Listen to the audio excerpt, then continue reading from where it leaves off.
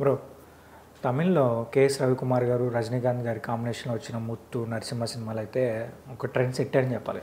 తమిళ్ అని కాకపోయినా మన తెలుగులో కూడా మంచి ఫ్యాన్స్ ఉన్నారు ఈ మూవీస్కి. ముత్తుకు కానీ నరసింహకి అయితే కల్ట్ ఫ్యాన్స్ ఉన్నారని చెప్పాలి. అయితే వీరిద్దరి కాంబినేషన్లో తర్వాత మూడో సినిమాగా లింగా వచ్చింది. అయితే రీసెంట్గా కేఎస్ రవికుమార్ గారు కొన్ని స్టేట్మెంట్స్ ఇచ్చారు, బట్ కామెంట్స్ చేశారు. ఏంటంటే లింగా మూవీ సెకండ్ హాఫ్ కొన్ని మార్పులు చేశారు, రజనీకాంత్ గారే మార్పులు చేశారు, దానివల్ల ఫ్లాప్ అయింది అని చెప్పారు. సో ఇది ఎంతవరకు నిజమని మీరు ఫీల్ అవుతున్నారు? అంటే డైరెక్టరే చేశారు కాబట్టి మనం నమ్మాలి, బట్ ఆయన ఇప్పుడు స్టేట్మెంట్ ఇవ్వడానికి గల కారణం ఏమిటి? అంటే ఆయన ప్రెసెంట్ అయితే ఆయన ఫేడ్ అవుట్ డైరెక్టర్ అండి. సూపర్ స్టార్ గారు ఇంకా ఫామ్లో ఉన్నారు. సో దానికి ఏంటంటే రజనీకాంత్ గారు ఫస్ట్ నుంచి కూడా ఆయన సినిమా వస్తుందంటే ఫ్యాన్స్ చాలా ఆశలతో ఎదురు చూస్తారు. కోట్లలో ఉన్నారు అభిమానులు ఆయనకి. ఈ తమిళనాడులోనే కాకుండా దేశం మొత్తం, మలేషియా ఖండాలు దాటి ఉన్నారు ఆయన అభిమానులు. ఖండాలు దాటి ఉన్నారు ఆయన అభిమానులు. సో మరి ఆయన సినిమా వస్తుందంటే కొన్ని ఎలిమెంట్స్ కంపల్సరీ ఉండాలి. అవి లేకపోతే ఒకవేళ ఫ్లాప్ సినిమా అయినా ఎలిమెంట్స్ బతికిస్తాయి సినిమాని. ఇవి ఉందరా మళ్ళీ చూడొచ్చు అనే ఎలిమెంట్స్ లేకపోతే ఆ సినిమా ఈజీగా ఫ్లాప్ అయిపోయినా తర్వాత బాగుందా ఈ సీన్ కోసం మళ్ళీ చూడొచ్చు ఆ సినిమా, ఆ రిపీట్ వాల్యూ ఉంటుంది. ఆ రిపీట్ వాల్యూ కావాలంటే మరి రజనీకాంత్ గారు ప్రతి సినిమాకి దగ్గరుండి రిక్వెస్ట్ చేస్తారు డైరెక్టర్స్ని. అది వేలు పెట్టినట్టు కాదండి. ఒక సీనియర్ హీరోలు ఒకటి చెప్తున్నారంటే దేనికంటే అనుభవం ఏంటి అది పెట్టండి. ఇప్పుడు చిరంజీవి గారు అయినా ఏదైనా చెప్తారంటే అది పెడితే ఏంటంటే ఫ్యాన్స్కి నచ్చుద్ది. సో వాళ్ళు ఆయన నుంచి అది ఎక్స్పెక్ట్ చేస్తున్నారు. ఫ్యాన్స్ నచ్చుద్ది, బట్ ఏంటంటే ఇప్పుడు ఒక డైరెక్టర్ ఒక పెద్ద హీరో దగ్గరికి వెళ్ళారనుకోండి, సరే సపోజ్ రజనీకాంత్ దగ్గరికో లేదంటే ఇంకా వేరే పెద్ద హీరో దగ్గరికి వెళ్తే వాళ్ళు ఆడియన్స్ మైండ్లో కూడా పెట్టుకొని వెళ్తారు కదా. ఓకే ఈ హీరో యాక్ట్ చేస్తారంటే ఇందులో ఈ సాంగ్ ఉండాలా, లేదంటే ఈ ఫైట్ ఉండాలా, సో ఈ యాక్షన్స్ ఎపిసోడ్స్ ఉండాలని వాళ్ళు మైండ్లో పెట్టుకొని వెళ్తారు కదా. సో వాళ్ళు కూడా ఆలోచిస్తారు.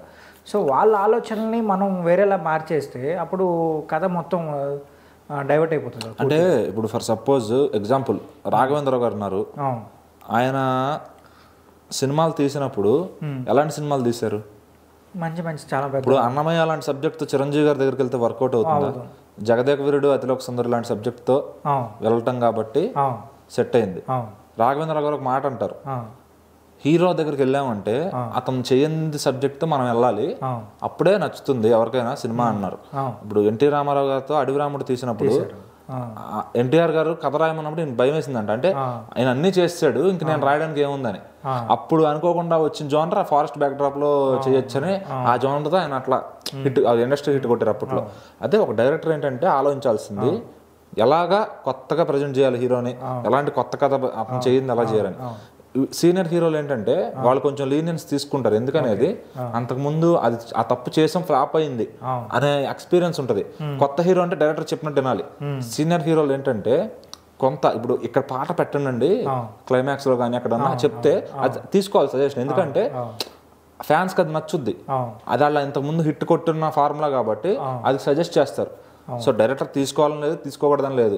మరి అంత పెద్ద హీరో చెప్పినప్పుడు డైరెక్టర్ కూడా వింటారు కాబట్టి తీసుకోవాలి, ఎందుకంటే ఆయన అంత చెప్పిన తర్వాత తీసుకోకపోతే ఇప్పుడు దానివల్ల రిజల్ట్ ఫెయిల్ అయిపోయింది అనుకోండి, అప్పుడేమో హీరో గారిని అంటాం కరెక్ట్ కాదు. ఎందుకంటే అంతకుముందు హీరో గారు అదే సజెషన్ ఇచ్చినప్పుడు హిట్ అయి ఉండొచ్చు. ఇప్పుడు గబ్బర్ సింగ్ లో అంతాక్షరి పెట్టించారు పవన్ కళ్యాణ్ గారు, అది ఎంత పెద్ద హిట్ ఎపిసోడ్ అయింది. సరే అది హిట్ అయింది, మరి సర్దార్ గబ్బర్ సింగ్ లో మళ్ళీ దాన్ని రిపీటెడ్ గా ఇంకొక అంతాక్షరి సీన్ లాగా అదే అండి.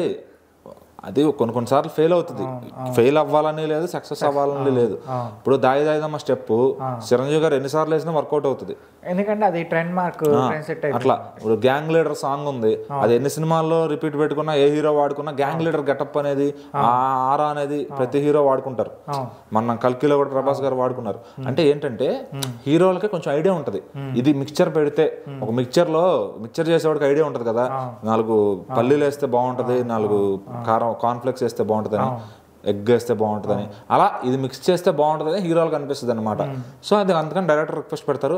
సో లింగా సినిమాకి వచ్చేసరికి ఏంటంటే ఏదో చెప్పారంట క్లైమాక్స్ ట్విస్ట్ అనుకున్నారంట డైరెక్టర్ గారు, అది తీసేయమన్నారంట, ప్లస్ సాంగ్ ఒకటి తీసేయమన్నారంట, ప్లస్ ఏంటంటే అనవసరంగా సీజీఐకి టైం ఇవ్వకుండా హరీబెరీగా రిలీజ్ చేయమని చెప్పారంట. ప్లస్ ఏంటంటే ఒక అదే బెలూన్ సీన్ ఒకటి ఉంది క్లైమాక్స్ ఫైట్, ఆ బెలూన్ సీన్ ఈయన అనుకోలేదంట, బట్ అది ఆయన అదే అండి.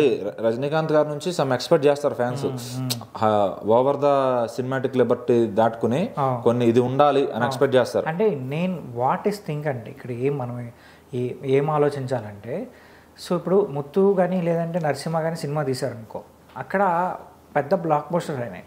సో మూడో సినిమా ఎందుకు ట్రస్ట్ చేయలేదు? అంటే ఇది కూడా హిట్ అయితే మరి డైరెక్టర్ గారు ఆ మాట మాట్లాడేవాళ్ళ. అక్కడికి ఆయన ఓపెనింగ్స్ బాగా పెట్టారు సినిమాకి. సో ఎంతో కొంత డైరెక్టర్ పనితనం ఫెయిల్ అవ్వకుండా కంగారు పెట్టారంటే కాదండి, ఒక సినిమాని లాక్ చేసుకుని దిగుతారు ఏ డైరెక్టర్ గారు మాక్సిమం. కొంతమంది ఉంటారు ఆన్ సెట్స్ లో వర్క్ చేసేవాళ్ళు, రజనీకాంత్ గారి సినిమా అంటే మాక్సిమం లాక్ అయినాకే వెళ్తుంది. అది మరి ఆయన డైరెక్టర్ గారు ముందే ఆలోచించుకోవాలి. ఎందుకంటే కథే అదొక అసలు దాన్ని ఏమంటారు, రాంగ్ వేలో ఉండే కథ అది. ఎక్కడ ఒక రాజే ఏంటి, అతని కొడుకు ఏంటి, ఆయన బ్రిటిష్ కాలం ఏంటి, సింక్ లేని కథ అది. ఎంత కరుణామయుడైనా హీరో ఏంటంటే దానగుప్తుల్లా చూపించాలి. అది ఒక్క పాయింట్ మీద కథ తీసుకొచ్చాడు రజనీకాంత్ గారికి, అది సెట్ అవుతుంది ఓకే. అసలు మిగిలిన కథ అంతా కూడా ట్రాక్ వేరు కదా. ఒక కొడుకేమో దొంగ, తండ్రి ఏమో దానకర్ణుడు. అది అది రాంగ్ ఎమోషన్ తో రాసుకున్న స్క్రీన్ ప్లే అనమాట. ఎమోషన్ బాగుంది, బట్ ఈ స్క్రీన్ ప్లేకి అది వర్కౌట్ కాలేదు. బట్ ఆయన చేసే పర్ఫార్మెన్స్ ఏడుపు వచ్చేస్తుంది అనమాట. అంటే రాజులో బతికి తర్వాత గుడ్స్లో బతుకుతారు చూడండి, అక్కడ అది సీన్ చూసినప్పుడు లిటరల్ ఏడుపు వస్తుంది. అంటే ఆ ఎమోషన్ ఈ కథకి కరెక్ట్ కాదేమో అనిపించింది. అది ఇంకేదన్నా హిట్ సినిమాలో పడి ఉంటే వేరేలా ఉండేది. అంటే మీరు ఫైనల్గా మీరేమనుకుంటున్నారు అంటే, ఇప్పుడు రజనీకాంత్ గారు చేసిన మార్పులు ఓకేనా, లేదంటే డైరెక్టర్ గారు చెప్పిన కథనే ఫైనల్ చేస్తుంటే మూవీ అన్న హిట్ అయిండేమో కదా? అదే అండి, ఇప్పుడు అదే డైరెక్టర్ గారు మన ఈయనతో అజిత్ గారితో సినిమా తీశారు విలన్ అని, విలన్ సంథింగ్ ఏదో ఉంటుంది అది పేరు. అదే సినిమా ఇక్కడ ఈయన తీశారు, రాజశేఖర్ గారు రీమేక్ చేశారు. రెండు హిట్స్ అయినాయి. ఎందుకంటే మరి ఆయన కథ అప్పుడు నమ్మిన, అప్పుడు ఆయన ఫార్ములా బాగుంది ఆ జనరేషన్కి. ఈ జనరేషన్కి ఆయన ఫార్ములా బాగాలేదు. ఎందుకంటే 2010 తర్వాత ప్రతిదీ కొత్తగా కోరుకుంటున్నారు ఆడియన్స్. 2010, 13 ఆ ప్రాంతం నుంచి కొత్తగా కోరుకుంటున్నారు. ఇంకా 2015 బాహుబలి తర్వాత నుంచి ఏదో ఒకటి డిఫరెంట్ గా లేకపోతే సినిమా అసలు ఆడని పరిస్థితి. కమర్షియల్ సినిమాలకు రన్ లేదు. ఆయన కమర్షియల్ డైరెక్టర్, ఇంకా అదే ఫార్ములాతో సినిమాని తీయాలనుకుంటారు. సో ఆటోమేటిక్ గా ఆయన వర్కౌట్ కాలేదు. మన రీసెంట్ గా జయసింహ తీశారు, మంచి ఎమోషన్ ఉంటుంది సినిమాలో, బట్ ఆ స్క్రీన్ ప్లేకి అది వర్కౌట్ కాలేదు.